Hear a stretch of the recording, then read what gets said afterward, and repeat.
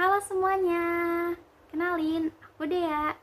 Di sini aku mau bahas materi nih mengenai diet tidak seimbang. Aku juga sekalian mau diskusi sama kalian. Siapa tahu di antara kalian punya insight baru ataupun punya pengalaman mengenai materi ini. Jangan lupa share di kolom komentar ya. Oke, jadi diet tidak seimbang adalah keadaan di mana kita diet tapi pemenuhan zat gizi kita itu gak memenuhi kebutuhan seharusnya. Zat gizi itu ada banyak macam ya teman-teman. Ada zat gizi makro dan juga zat gizi mikro. Kalau zat gizi makro yaitu berupa karbohidrat, protein, dan juga lemak. Kalau misalkan zat gizi mikro yaitu berupa vitamin dan juga mineral. Nah, zat gizi ini kita perlukan di dalam tubuh setiap harinya. Jadi ada batasan-batasannya ya. Kalau misalkan zat gizi ini tidak terpenuhi, tubuh kita metabolismenya jadi terhambat dan hal itu bisa membahayakan bagi tubuh kita sendiri. Jadi kita harus memenuhi kebutuhan zat gizi kita dengan makan makanan yang beragam ya. Nah, kalau diet tidak seimbang ini diet yang gak memenuhi kebutuhan seharusnya. Jadi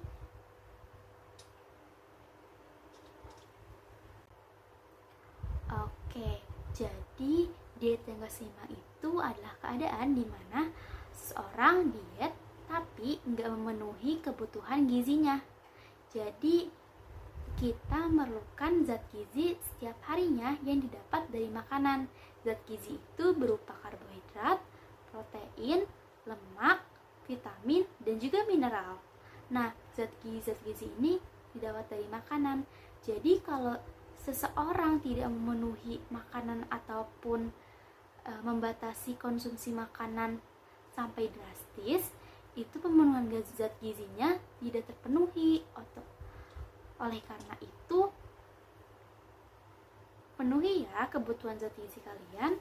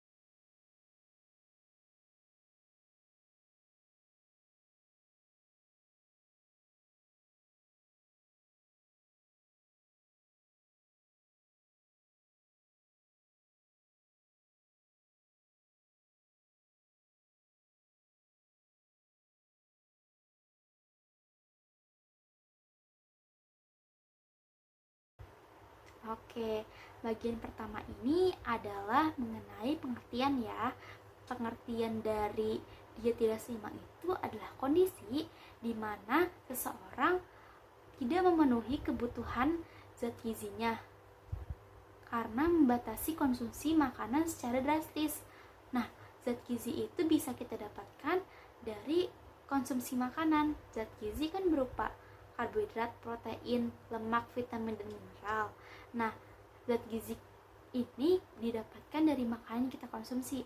Kalau misalkan makanan yang kita konsumsi itu terbatas ataupun kurang, otomatis zat gizi yang masuk ke dalam tubuh kita juga kurang. Dan hal ini bisa membuat metabolisme di dalam tubuh kita terhambat ataupun terganggu.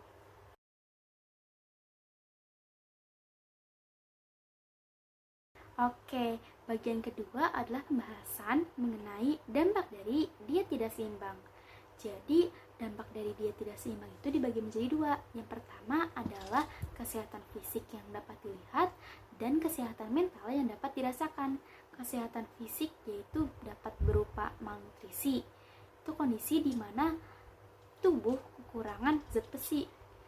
Dampaknya bisa menyebabkan kelelahan, habis itu bisa menyebabkan letih, energi tidak bertenaga, dan dampak jangka panjangnya itu bisa menyebabkan anemia dan juga osteoporosis. Yang kedua, dapat menyebabkan metabolisme melambat. Jadi, karena asupan yang dikonsumsi itu terbatas, tubuh itu mempertahankan asupan tersebut dengan cara melambatkan metabolisme agar energinya tetap terjaga. Nah, hal ini dapat menyebabkan penurunan berat badan secara drastis. Yang ketiga, yaitu kehilangan massa otot. Karena asupan yang dikonsumsi itu terbatas, massa ototnya tidak lagi menjaga, sehingga dia akan kehilangan massa otot. Dan karena massa otot itu sulit untuk dipulihkan, maka hal ini dapat kembali lagi menyebabkan metabolisme tubuh menjadi terhambat. Nah, tadi kan udah bahas ya mengenai kesehatan fisik, selanjutnya yaitu mengenai kesehatan mental. Kesehatan mental yang pertama yaitu depresi dan juga gangguan kecemasan. Asupan yang tidak terpenuhi secara baik itu dapat menyebabkan gangguan pada depresi dan juga kesehatan mental. Pola makan yang tidak seimbang dapat mempengaruhi emosional seseorang dan juga mempengaruhi tingkat mood ataupun emosional seseorang, sehingga hal ini dapat menyebabkan ketidakfokusan pada pekerjaan yang dilakukan. Yang kedua adalah gangguan makan. Jadi, orang yang tidak memenuhi kebutuhan hariannya dapat menyebabkan gangguan pada makan. Di antaranya adalah anoreksia dan juga bulimia. Anoreksia yaitu keadaan di mana seorang benar-benar menolak makan karena dia menganggap bahwa dirinya itu sudah cukup dan tidak memerlukan makanan lagi. Kalau bulimia yaitu keadaan di mana seseorang makan banyak namun nanti akan dikeluarkan lagi dengan tujuan menjaga berat badannya ideal. Nah, hal ini dapat menyebabkan gangguan pada emosional dan juga kesehatan mentalnya sendiri.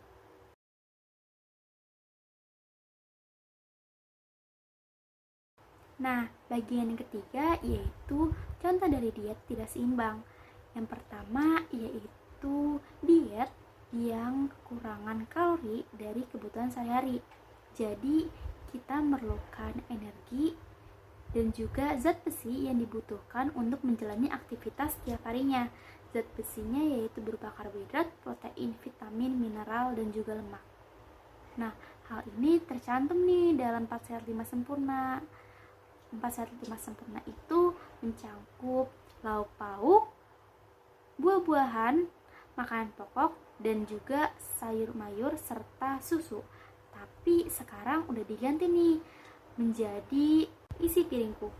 Perbedaan antara 4 sehat 5 sempurna dan isi piringku adalah mengenai porsi. Jika di isi piringku dijabarkan mengenai seberapa banyak porsinya, di 4 sehat 5 sempurna tidak dijabarkan. Selain itu, di 4-5 sempurna juga diterapkan mengenai PHBS ataupun perilaku hidup bersih dan sehat. Dan juga menjaga berat badan tetap ideal, melakukan olahraga setiap hari minimal 30 menit, membatasi konsumsi gula, garam, dan lemak, dan juga minum air putih sebanyak 8 gelas per hari ataupun 2 liter tiap harinya. Nah, selain energi yang kurang, contoh diet tidak seimbang itu adalah kelebihan mengonsumsi garam, gula, dan juga lemak. Seperti yang sudah disebutkan sebelumnya, isi piringku juga mencakup batasan dari konsumsi gula, garam, dan juga lemak. Gula itu sebanyak 4 sendok makan, garam itu sebanyak 1 sendok teh, dan juga lemak sebanyak 5 sendok makan. Hal ini bertujuan untuk membatasi konsumsi kita agar tidak berlebihan ataupun tidak kekurangan setiap harinya.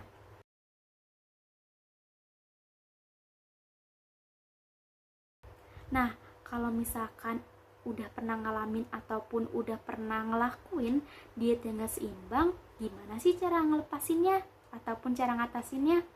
Nah, cara ngatasinnya yang pertama itu kita harus banyak-banyak cari informasi mengenai diet yang bergizi seimbang. Hal ini dilakukan agar kita gak salah pilih nih, kayak diet mana yang bagus buat tubuh kita, diet mana yang benar, diet mana yang salah. Nah, itu tuh harus kita ketahui dengan banyak-banyak membaca baik artikel ataupun jurnal ilmiah. Yang selanjutnya itu menyusun menu. Jika kita menyusun menu sendiri, itu bisa menghindari kita dari melakukan diet yang gak seimbang. Jadi kita tahu apa yang selanjutnya kita makan, apa kegiatan yang selanjutnya kita lakukan, dan hal ini bisa berpengaruh pada diet yang kita lakukan. Yang terakhir adalah berkonsultasi dengan ahli gizi. Jika kalian menemukan kesulitan ataupun gangguan pada diet yang kalian lakukan, kalian bisa menghubungi ataupun berkonsultasi dengan ahli gizi mengenai masalah tersebut. Jangan ragu untuk menelpon. Konsultasi yang kita lakukan ini dapat membantu diri kita buat milih diet yang tepat ataupun diet yang gak tepat buat tubuh kita. Karena kita menyayangi tubuh kita, kita harus milih makanan yang tepat bagi tubuh kita sendiri. Kita harus mencintai diri kita, dan juga kita harus merawat tubuh kita dengan sepenuh hati. Oleh karena itu, jangan lupa untuk jaga kesehatan, makan makanan yang bergizi, tidur yang cukup, olahraga teratur, minum air putih Di yang sini cukup, ditemukan dan juga jaga prevalensi kesehatan. kegemukan Itu saja yang bisa aku berdasarkan sampaikan. data Sampai jumpa di Kementerian materi Kesehatan selanjutnya. pada Dadah. tahun 2018. Data ini mengalami